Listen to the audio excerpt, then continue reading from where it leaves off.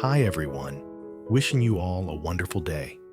Today, we're diving into a gripping story full of secrets, family conflict, and a mysterious fire that changes everything. Follow Tu Tieu and Ly as they face emotional turmoil, hidden truths, and the fight to protect their home. If you enjoy this story, don't forget to hit that subscribe button and turn on the notification bell so you won't miss any of our upcoming videos.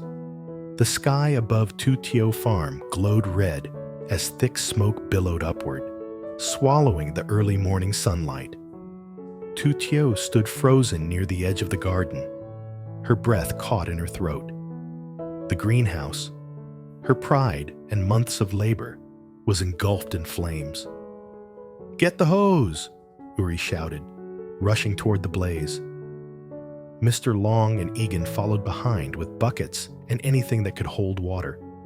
But the fire was wild, like a beast awakened, roaring and devouring everything in its path. Tu Tieu's hands trembled as she called the fire department.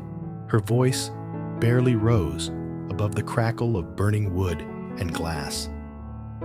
In less than 10 minutes, the entire greenhouse was reduced to rubble. When the last flames were extinguished, only the blackened skeleton of broken glass and ash remained. Tu Tieu fell to her knees on the scorched earth, silent tears rolling down her soot-streaked face.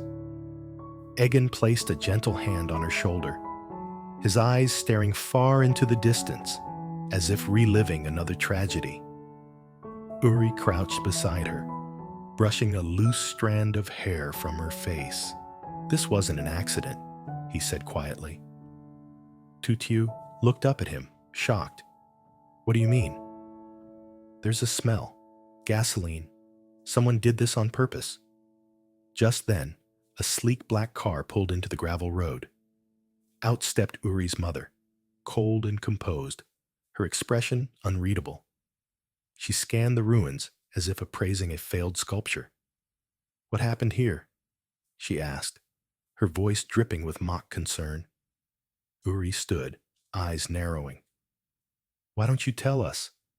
She smirked. "Oh, please, don't be dramatic. I'm just here to talk to Egan." Egan remained silent. Her gaze shifted to Tu Tieu. "Such a shame.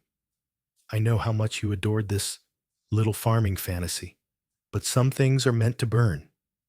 Before Tu Tieu could respond, Ly's mother turned and walked back to her car. As it drove away, the tension remained, heavy and choking. That night, Tu Tieu couldn't sleep. She sat on the stone bench outside the barn, staring at the moonlit ashes. Ly brought 2 cups of tea and sat beside her. "I talked to Mr. Long," Ly said. "He saw someone lurking near the greenhouse last night. He thought it was one of us." Tu Tieu gripped her cup. "It was her, wasn't it? Ly's mother?" "I'm sure of it. But why? What does she want?" Ly hesitated. "She wants to break you. She thinks if she burns down what you built, you'll leave. Then she can drag Egan back to her world." Tu Tieu's gaze hardened. "I'm not going anywhere. Not now." By morning, the scent of smoke still clung to the fields. Tu Tieu and Ly went over the damage with notebooks and gloved hands. Mr. Long examined the site carefully, stopping near the rear of the greenhouse. "There's something odd here," he muttered, picking up a half-burned piece of cloth. "And these footprints, definitely not mine or yours." Ly knelt beside him. The prints were small, narrow. He frowned. "Heels. These are high heels, not work boots." Tu Tieu stared at the prints. A memory flashed. Ly's mother stepping out of her car yesterday, wearing dark heels covered in specks of mud. "She was here, before the fire," Tu Tieu whispered. Ly didn't answer, but his silence spoke volumes.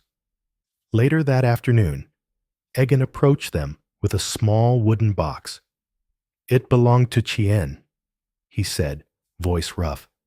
"Before everything fell apart, he left this with me. Now, I think you should have it." Tu Tieu opened it. Inside was an old photo of a young boy, Chien, standing between Egan and a woman she didn't recognize. Beneath it lay a crumpled note. "Don't trust anyone, not even mother." A chill ran down her spine. Uri leaned closer. "Chien knew something," he murmured. Something he never got to tell. Just then, Tu Tieu's phone vibrated. Unknown number. She hesitated, then answered. "Hello?" A gravelly male voice came through, harsh and urgent. "Want to know who torched your land? Come alone. 9 p.m. Old Dry Well Junction." Click. The line went dead. Tu Tieu stood frozen, phone still in hand. Someone was watching. Someone wanted her to know the truth. That evening, as the sun dipped below the horizon, Tu Tieu walked past the charred remains of the greenhouse again. In her hand was the wooden box Chien had left. She clutched it like a shield, as if it contained more than secrets, perhaps strength. Uri trailed a few steps behind. "You're not going alone." "I have to. If this person senses fear, they might disappear forever." He sighed, frustrated but understanding. "At least let me stay nearby. Hidden." Tu Tieu nodded. As 9 p.m. neared, the air turned still. She reached the old dry well, surrounded by overgrown weeds and silence. The moon hung above like a watchful eye. A figure emerged from the shadows, hooded, male, scar running down his cheek. "You came," he said. "I want answers. You're braver than most. Your greenhouse wasn't the first fire. There's more coming, unless you leave." Tu Tieu didn't flinch. "Tell me who sent you." The man paused. "She wears perfume like poison flowers, and her heels crush more than soil." Then he was gone, vanished into the night. Uri stepped out from the bushes seconds later. "Did he say what I think he said?" "Yes," Tu Tieu whispered, "and now I know. This is just the beginning." The following morning, Tu Tieu's world felt even heavier. The encounter with the hooded man replayed in her mind like a broken record. His cryptic words echoed louder than the crackling fire that had reduced her dreams to ash. She wears perfume like poisoned flowers. There was no doubt. He meant Mrs. Tui. But why was she doing this? What grudge ran deep enough to drive someone to arson? Or worse? Tu Tieu stood by the kitchen window, watching the mist lift from the fields. Uri entered, a folder in hand. "I stayed up all night," he said. Cross-referenced fire reports from nearby towns over the past year. "Guess what?" She turned, curious. 2 other farms, burned to the ground. One of them had ties to Chien. Her breath caught. "Chien again?" Uri nodded. "It's like a trail, a series of silent warnings." Before they could process further, Mr. Long rushed in. "Someone broke into the barn." Tu Tieu and Uri followed him outside. The lock had been cut cleanly. Inside, tools were scattered, and the storage closet had been ransacked. But nothing was stolen. Only one thing was different. The wooden box that once held Chien's photo and note was now empty. "It was a message," Uri said grimly. "They want us to know they're watching, and they want that note buried." Tu Tieu's fists clenched. "Not if I dig deeper." Later that day, a black envelope arrived, slipped under their front door. No return address. Inside was a single photograph. A younger Mr. Puong standing next to Mrs. Tui, and a third person, Chien. But in this version, Chien's face had been crossed out in thick red ink. On the back were 3 words. He knew everything. Tu Tieu confronted Mr. Huong as he was repairing a fence behind the house. "Why didn't you ever tell me the truth about Chien?" Mr. Huong looked up, weariness clouding his eyes. The truth was too dangerous. "Not anymore." He exhaled slowly. "Chien wasn't just my son. He was investigating something. About Tui. She had connections to land deals, shell companies, and corrupt officials. He found out she was laundering money through farmland ownership." Tu Tieu's voice was a whisper. "And the greenhouse?" She warned him once. He didn't listen. And then, one night, he vanished. Tu Tieu's knees went weak. Uri caught her before she fell. "You think she killed him?" Uri asked, his tone sharp. "I think she paid someone to make it look like an accident," Mr. Huong said. "But now she's cleaning up the rest. Anyone who touches Chien's legacy becomes a threat." At sunset, Tu Tieu returned to the ashes of the greenhouse. Something inside her had changed. The fear had burned away, replaced by resolve. She knelt near the foundation, brushing aside cinders and dirt. Her hand struck something hard, a metal box, half buried. She opened it. Inside were a USB drive and a crumpled piece of paper. The note read, "If I disappear, give this to Tieu." Chien tears welled in her eyes. The drive could contain proof. Everything he died trying to reveal. Uri rushed back to the house and plugged the USB into his laptop. It contained folders labeled Phuong Holdings, Tui Offshore, Land Transfers, False Names, Surveillance, Hidden Camera.mp4. Tu Tieu and Uri watched the video. It was shaky, secretly recorded. Mrs. Tui sat at a candlelit dinner, speaking to a man in a suit.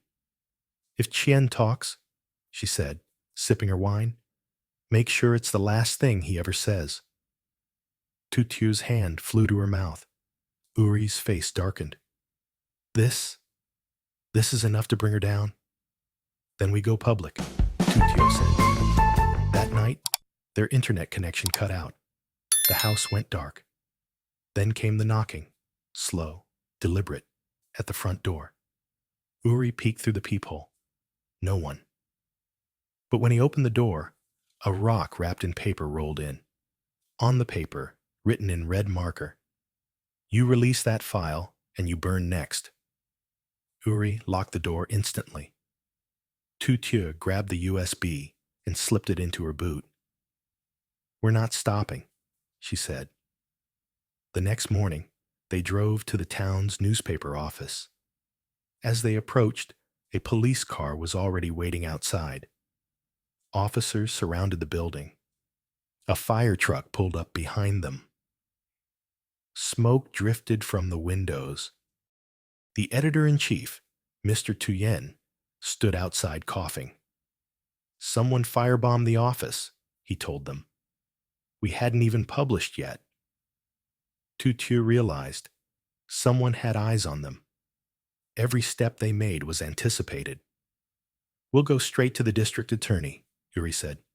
"We won't stop until justice is served." Back at the farm, Mr. Huong waited for them. His hands shook. "I saw her," he whispered. "Tui, near the woods, with someone. They were burning more papers, and she saw me." "What did she do?" Tu Tieu asked. She smiled. Tu Tieu exchanged a look with Uri. The walls were closing in. The danger now wasn't just a shadow. It had a face, and it was watching them closely. Suddenly, loud honking came from outside. Uri opened the door cautiously and found a small van parked near the gate. A young man got out, holding a brown package. "Delivery for Ms. Tieu." Tu Tieu opened the box inside. It contained photographs, more proof, hidden cameras showing Mrs. Tui handing over stacks of money, whispering into phones, even shaking hands with masked men. How is this possible? Uri murmured. Tu Tieu flipped through them and noticed a note tucked behind the last photo. Follow the ash trail. Chien left you more than memories. That night, unable to sleep, Tu Tieu wandered into the back shed.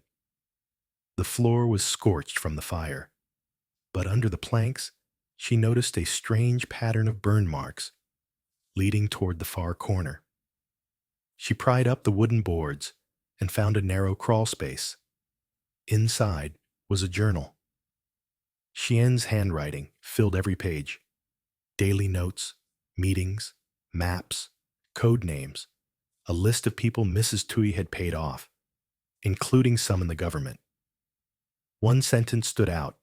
If you read this, Tieu, I believe you can finish what I couldn't. The tears came again, but not from sorrow, from fire. Because Tu Tieu wasn't just going to uncover the truth. She was going to expose it to the world. And no warning, no threat, no flame would stop her now. In the peaceful countryside, Tu Tieu and Uri manage a small farm with dreams of a quiet life. But their calm is shattered when a mysterious fire breaks out in their storage shed, destroying valuable supplies. Tension quickly rises as suspicion falls on family members with hidden motives. Uri's demanding mother arrives uninvited, pressuring everyone and hinting at old grudges. Meanwhile, Egan, her estranged husband, refuses to return home, adding fuel to the family conflict. With rumors, financial demands, and emotional wounds surfacing, Tu Tieu is caught between rebuilding the farm and protecting the fragile harmony among them. As secrets unravel, one question lingers. Was the fire truly an accident or a warning?